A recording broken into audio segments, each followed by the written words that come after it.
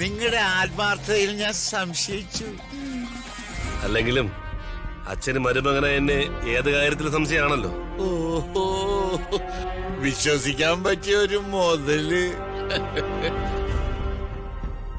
സാധാരണ പെൺമക്കളെ കെട്ടിച്ചു വിടുമ്പോഴേ മാതാപിതാക്കളുടെ ഭാരം തീരുകയാണ് ചെയ്യുന്നത്. എനിക്ക് നേരെ മറിച്ചാണ് അനുഭവം. ഭാരം ഇരട്ടിച്ചു. മനസ്സിലായില്ലേ? മകളെ ഞാൻ കെട്ടിച്ചു വിട്ടതല്ലല്ലോ, ഒരു മരുമകനെ ഇങ്ങോട്ട് കെട്ടിച്ചെടുത്തതല്ലേ, അതും ഒരു അമ്പലം വിഴുങ്ങിയ. മിസ്റ്റർ വേണോവൻ, ഒരയ്ക്ക് തീ പിടിക്കുമ്പോഴാണാടാ അച്ഛനും മോനും തമ്മിൽ ഒരു കടുപിടി. ഉരക്ക് തീ പിടിച്ചെന്ന്? അതെവിടെ? അച്ഛാ, ഈ വീടാകെ പുകഞ്ഞോണ്ടിരിക്കുകയല്ലേ, അതിന് ഒരു ശാശ്വത പരിഹാരം വേണമല്ലോ, അതിനെ കുറിച്ചാണ്. ഞാനും എന്റെ ഈ സ്നേഹസ്വരൂപിണിയായ അമ്മയും കൂടി ആലോചിച്ചോണ്ടിരുന്നത്. ആണോ?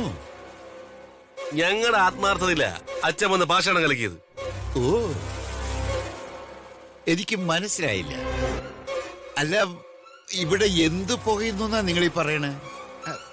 അച്ഛാ, രാജുവും കൃതികയും തമ്മിലുള്ള കല്യാണത്തോടെ ഈ കുടുംബം തകർന്നില്ലയോ? രാധമ്മ ബാധ കയറിയ ഒരു ചുടലേക്ഷിയെ പോലെ. എന്റെ മകളുടെ അമ്മായിമ്മ എന്ന നിലയ്ക്ക് നിങ്ങൾക്ക് വേണ്ടത്ര ബഹുമാനം ഞാൻ തന്നിട്ടുണ്ട്. എന്റെ ഒരു വാക്കുകൊണ്ട് പോലും അതില്ലാതാക്കരുത് ഞാൻ ആഗ്രഹിക്കുന്നുണ്ട്. അതെ എന്റെ സംസ്കാരം.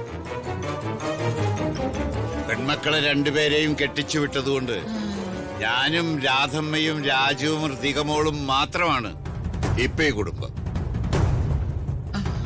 പ്രിയ ഉൾപ്പെടെ നിങ്ങളെല്ലാവരും ഇവിടുത്തെ അതിഥികളാണ്, വിരുന്നു വന്നവർ. വിരുന്നു വന്നവർ വീടിന്റെ ഭരണം ഏറ്റെടുക്കരുത്. ഇവിടുത്തെ കാര്യങ്ങളോർത്ത് തലപോയ്ക്കാൻ വേണ്ട.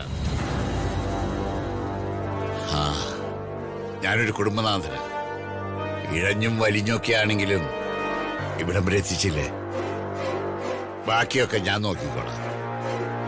എനിക്കൊരൊറ്റ അപേക്ഷയുള്ളൂ, ദയവായി ഈ കുടുംബം കലക്കരുത്.